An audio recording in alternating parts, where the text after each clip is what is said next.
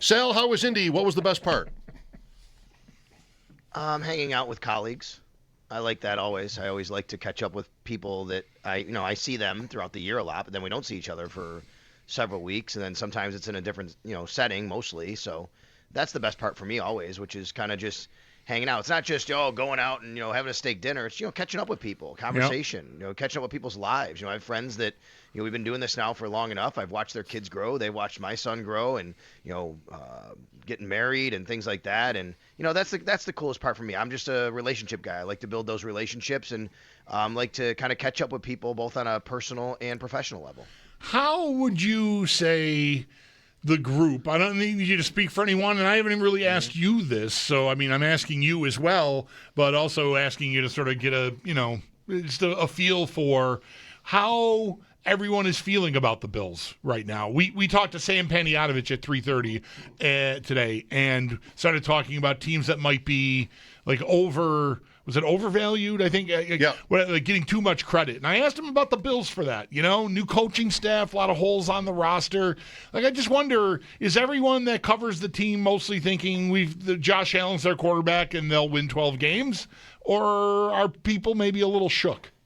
And same for you.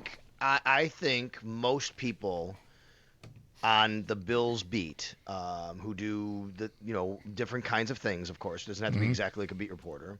That I speak to are more in the first category, the former, which is they have Josh Allen, they'll be fine. They'll figure it out. Somebody will play left guard. Yeah, exactly. I do think there's a big sense of just intrigue and wonderment, though, by all of us of, well, what's it really look like though on defense? Can they actually kind of do this in 1 year kind of thing with the defense? And that might take a little while, but they don't have a little while, right? Right. I also think, and I am one that says this, and I think this is a cool thing to think about over the next couple of months specifically, which is, I think there's pressure that Brandon Beane feels, internal pressure on himself to make sure that they give Joe Brady everything in the world to try and win a Super Bowl, right? Because you don't make the move of, it just goes back to the year one conversation, right? I don't think anybody. I know Joe Brady said year one. I'm telling you, like, nobody thinks, okay, well, they're not trying to temper expectations. The expectation for this team is still to win a Super Bowl. That's the goal. That's the standard. That's what they want to do because they haven't done that yet. And I think because of the way everything went down, there's even more pressure, if you want to call it that, on Brandon Beane to say, I'm going to show you that we can do this, and we're going to have this first-year coach, and we moved on. And therefore, I think he gets more aggressive this year than maybe people thought he would be previously. Yeah, I have thought that. I've tried to say that all along here, and specifically about receiver, because of the spectacle that, in part, he was responsible for making the position into in the past off season, and then of course throughout the entire season. And so, in a way, I sort of feel like that could maybe work in their favor. Like if Beane wants to prove that I deserve my promotion, I mean, not exactly, it's a sloppy way to put it, but you know what I mean? Like if he's feeling this heat and wants to validate Brady and not have it be like a tread water year, but like we're actually going to be better than we've been. Here's how. Then I think maybe there is a more aggressive, don't worry about trading a one or whatever it takes, right, to get the right guy so that they can all, look how smart we were. We did this and it worked. Yeah, and even Beane has mentioned many times, he said it again this week, that sometimes I have to have somebody tell me no around me because he said one of his, maybe faults is being too aggressive or, he didn't say reckless, but, to not get too reckless, not get reckless and do something. But I do think this year might be a time. Look, I mean, guys, there's a different way of doing things now where the structure is different. There's a vertical structure, if you want to call it that, which is Beane is the general manager and president of football operations. Joe Brady's going to report to him. Like, Brandon Beane's basically calling the shots now, I guess, and the best way to put it. It's not, well, okay, Sean McDermott doesn't want to do this, so I'm not going to do this. Or Sean McDermott or another coach wants me to draft Keon Coleman, so I'm going to draft Keon Coleman. That's kind of, yeah, he's going to collaborate with Joe Brady, of course. Like, it's not like you're just going to do what I say. That's not the kind of thing. But I do think, to me, it feels like he might be more empowered to make these moves, if he feels like he should make these moves, and say, like, I just know what the right course is here, and I'm going to go out and do that. And I just think that lends to him being maybe more of his personality of aggressiveness. Yeah, that was an interesting soundbite the other day when Beane was talking about that. I wondered, like, well, what actually happened in these instances you're describing? Like, people tried to talk you out of an idea. Were they successful? Like, what almost happened? I'd love to know just like one example of what could have happened or anything. I always want to know that stuff. With Sal Capaccio, so a little bit of a different question on the trip. Like, what did you learn this week there, either from Beane or Brady or someone else? You mean, do you want like about the Bills or the draft, the plans, anything like that? Yeah, what the plans are. Yeah, I think that I think I learned from listening to Brady and Beane that they're gone are maybe the kind of archetypes they want on defense necessarily, right? We talked about this the other day, which is like I think anything goes on defense right now. They're going to try to find guys, and I know that this is a little cliche, like just find me football players. Well, but look at the guys they've drafted or have gone signed. You have these long, the AJ Epinesa, Greg Rousseau. Like I'm thinking of edge rushers specifically, right? Something like that. Even maybe a corner, like certain kinds of guys that they want, certain kind of traits that they want. I think gone is. I think you're looking at, hey, can this guy play football? Like, can he go and tackle the quarterback? Can he play in space? I don't think you're looking as much at some of the measurements and things like that matter. Sure, you're going to still count those things and say, okay, he's a freak athlete. You want that guy. I'm looking at this. You guys see the Ohio State linebacker today, 43.5 vertical, right? And he like set a record. He's the first guy to ever jump that much for a player weighing over 240 pounds. Imagine that, right? 43.5 vertical, 240 pounds plus. So, there are going to be freak athletes, and that's going to jump out off the page. But I think I learned by listening to them that, like, there's no one thing that they're kind of looking at. And I'm not saying it was always like that, but I think anything kind of goes this draft and this free agency, which makes it really intriguing. Sonny Styles is the player who broke the mold today. Yeah. Right. Yesterday was short-armed edge rusher day, I felt like. Yes. At the Combine. I was not in here working, but I just, Twitter was all about Ruben Bain's arm length and Cassius Howell's arm length, right? Two players, I mean, Beane is thought to be a very high pick. I'm not sure about Howell. Maybe edge of the first round or maybe better than that a little bit. Bill's range, Chris Trapasso said. Right. And so I wonder about the short arms. He also, I think, clocked like an incredibly fast speed around the edge. So, like, I don't know, Sal, like the measurables, we're going to take that out for a spin again, I think, this year with some of these edge guys. Interesting you say that because so I had a chat with Brandon Kristoll. Brandon covers the Broncos. He has for a long time out in Denver. Really, really good media guy, and I've known him for years. So we caught up, and we talked about Jim Leonhard. And one thing he brought up to me that I didn't think about a lot is he said, if you look across what Denver has, like one of the reasons he said, you look at like some of the guys they have. I mean, Benito, right, is one, and Alex Singleton, and these guys that they have, and Allen on that side of the ball. These aren't necessarily these freak athletes. They're not. He said, but you know what they have? They have a ball get-off trait, BGO, ball get-off. He said they really rely on these guys. Look at the numbers. Like, they get off the ball, and I'm like, okay, this is really interesting because I think that that's where you start to look now. It's not necessarily like the trait. What's the measurement? It's more of the, okay, is this guy getting off the ball real fast? Does he have that instinct, bam, to get going? And he said that's been a difference with the Broncos the last few years. So as you're talking about short arms, does that matter as much if you can get around the edge a little quicker, right? If you can beat your guy to a spot a little bit quicker. So I do think that, and then remember we talked about Javon Solomon, right? Javon Solomon's legs are tree trunks, but he's not a long dude, right? He's kind of he actually has like the same measurables as Jerry Hughes. And I remember that when he came out, I said, boy, he's really similar to Jerry Hughes. Jerry Hughes isn't Greg Rousseau. He's not AJ Epinesa with these long, he's not Manny Lawson, right? He has these long arms. So I wonder like about those guys. Like that's what you need to look at, maybe some of the ball get off and the timing of how they want to be twitchy and aggressive. With Sal Capaccio, Mike Schopp and the Bulldog here on a nice Friday afternoon. Sabres and Panthers coming up tonight pregame at 6. Chris Trapasso yesterday talking about Beane and Howell and arm length. That was really interesting. Anybody wants to sort of dive deeper into what that can mean, can check that out from our show yesterday on the Odyssey app. Tight ends today. Never, ever, ever, right? Actually, can I just ignore the tight ends for the Bills' purposes here, Sal? Unless they release Knox, I think my answer would be absolutely yes. If they were to just end up releasing Knox, then I think they would be squarely in the market for a replacement. Okay. Yeah, I would agree with that. I wonder how high they would want to go with that, though. But you're right, Bulldog. They probably could find another one. They found Jackson Hawes, in the middle rounds, and he is a blocking tight end we know who can catch. But would you want to look at more of a pass-catching tight end to be a little bit more of a Dalton Kincaid mode? Kaliki Latu is still on the roster, and he's kind of that guy, although it's really more of a, we'll use him if we need to because of injuries.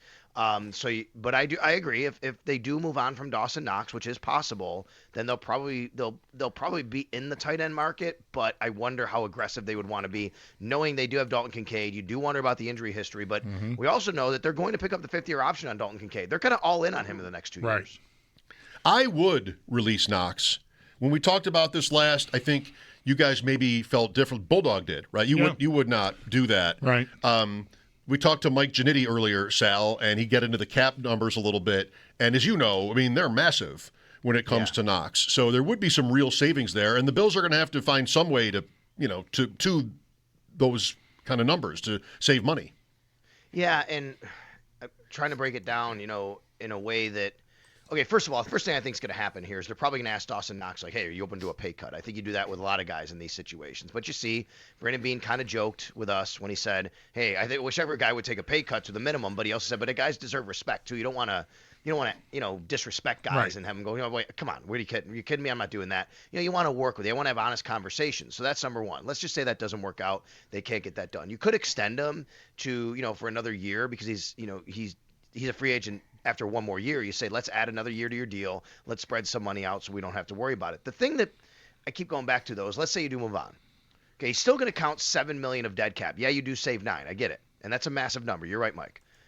You count $7 million for him not on the roster.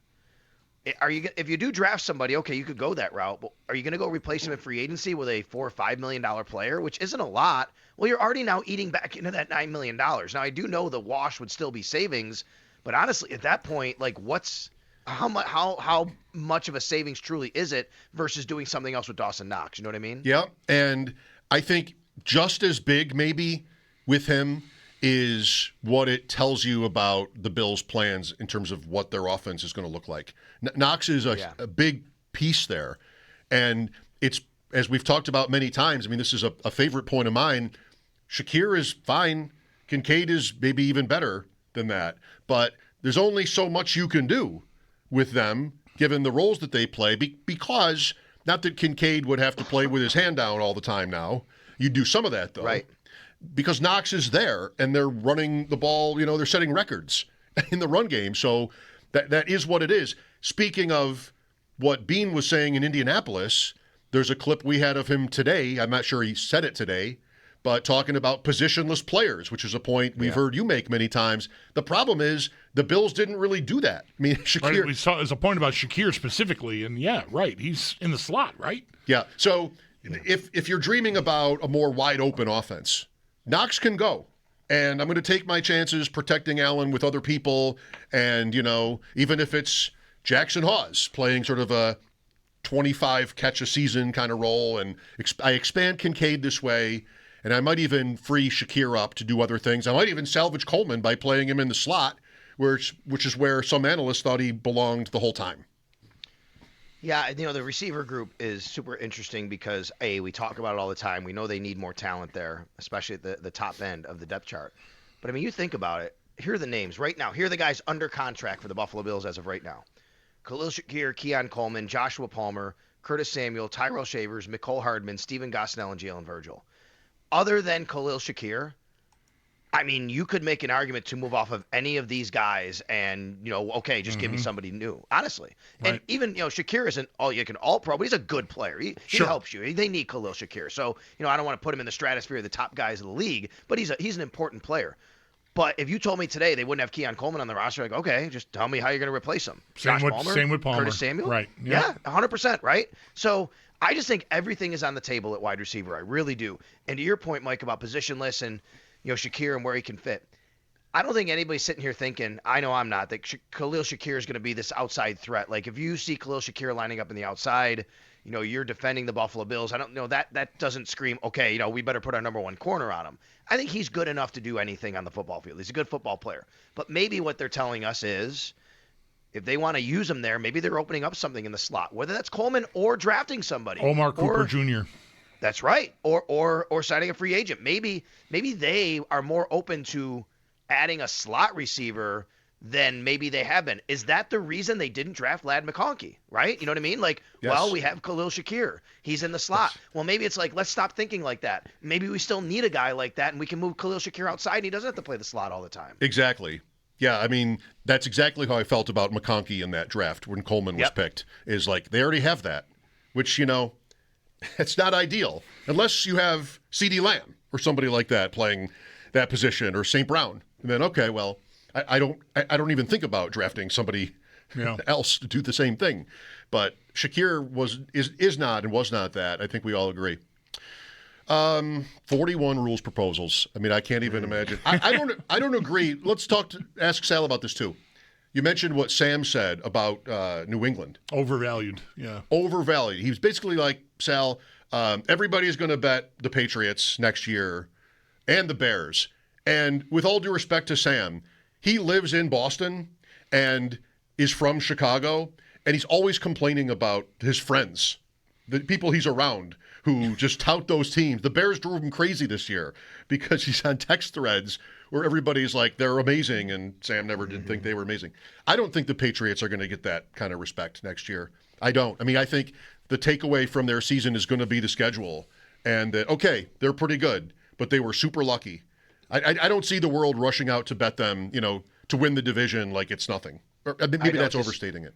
I don't disagree, but I mean, they do have like close to $40 million in cap space, and it could be more, and who knows when it's all said and done here. And I think that is still TBD based on how they use that. If they go out and get, if they trade for A.J. Brown, I mean, that helps them. Obviously, they need a more. It's kind of funny. They're looking at the same thing with the Bills. They need a receiver. They need edge rusher, right? Like, they're kind of in the marketplace for the same thing the Bills are in a lot of ways here. So I agree with you, Mike, but they do have some money to spend that the Bills don't, and that could allow people to go, ooh, now they're really adding to help Drake May and to help that defense.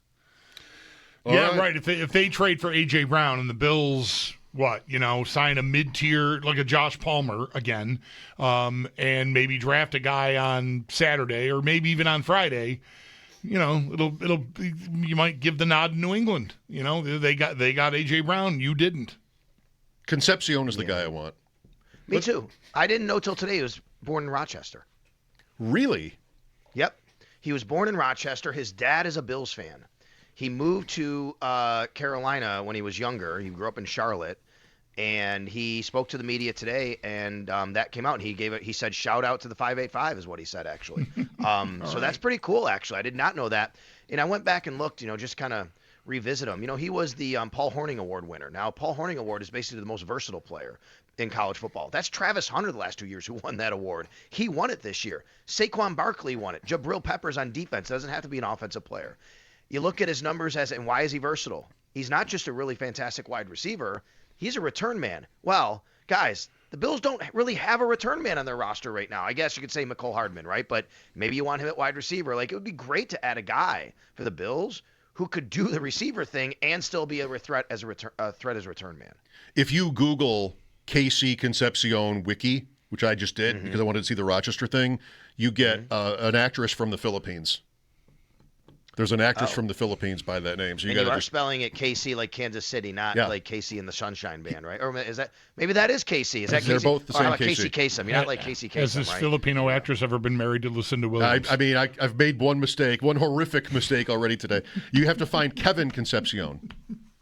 That's the guy we want. His name is Kevin, I believe. That's right. Kevin. That's his name. Born in Rochester. I know. All right. Yeah, we got to break the KC curse. His dad, the Bills fan, and he's named KC. Well, he's named Kevin. Oh, yeah. We got to break the KC curse. This is how we do it. This is the guy. Sal, I say that waiting on, the Scott Barretts and Matt Harmons of the world to point me in a different direction because their yards per route run wasn't very good or something. Right. Reserve the right to pivot. Thank you, Sal. Have a great weekend. All right, you two guys. Thank you. That's